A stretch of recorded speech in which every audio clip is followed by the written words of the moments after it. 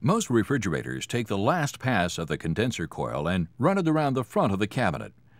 The warm gases prevent moisture buildup on the refrigerator gasket. This is referred to as either a post-loop condenser or simply a hot tube. When a hot tube develops a leak, there is no way to stop it and no way to replace the tubing. Frigidaire makes a hot tube repair kit that consists of a braided nichrome heater wire that can be pulled through the tube and wired into the system to come on whenever the compressor runs, providing the same warmth as that of the hot tube. While this may at first appear to be a daunting task, with the right technique, it becomes easy. The first step is to cut away the dryer. You'll need to weld in a new one later. Then cut the hot tube right above the sleeve weld coming out of the condenser. You've now isolated the hot tube from the rest of the system. Next, you'll pull the heater wire through the tube using your vacuum pump. First, completely unwrap the wire. Carefully straighten it, ensuring that there are no kinks or knots.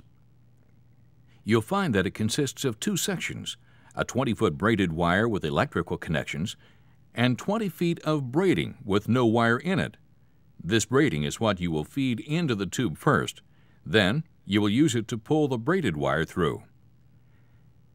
Using a small rag saturated with vacuum pump oil, wipe the entire length of wire and the braiding. This will both lubricate it and straighten out any kinks. Now, tie a number of knots at the very end of the hollow braiding. How many knots depends on how you tie them. You'll want to end up with a knot that's a little smaller than the tube. It will act as a plunger with the vacuum. It doesn't matter which way you pull the string through the hot tube, but whichever side you enter through, make sure that you ream the opening to a very smooth consistency. You'll find a white tube included with your kit. Slide this tube over the other end, that is, the exit end of the tube. Then connect your vacuum pump to the plastic tube. This tube will let you see when the braided string comes through so that you don't suck it into your vacuum pump. Turn the pump on and just feed the string through. Keep it taut as it goes so that it doesn't ball up somewhere inside the tube. You'll need to occasionally pull it back a little and then release it. If it completely stops moving, then cover the opening and begin drawing a vacuum. When you hear the pump load up, let go and it will begin moving. If this just isn't working for you, check the plastic tube.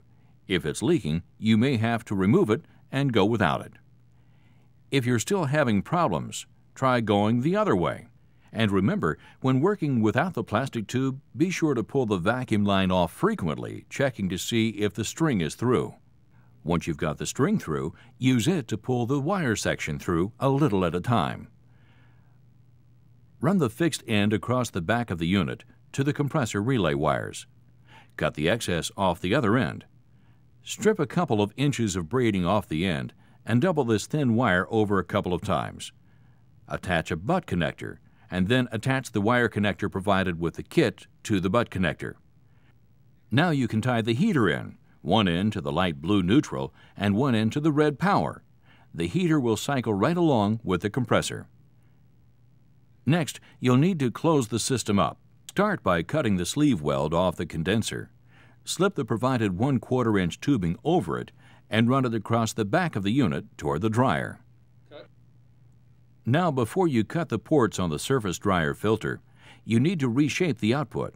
You need to bend it around to reach the shortened cap tube. After cutting the tubing, you may have to ream it out for it to accept the cap tube. Once you've got everything in place, make the line welds, and it's ready to pump down and recharge.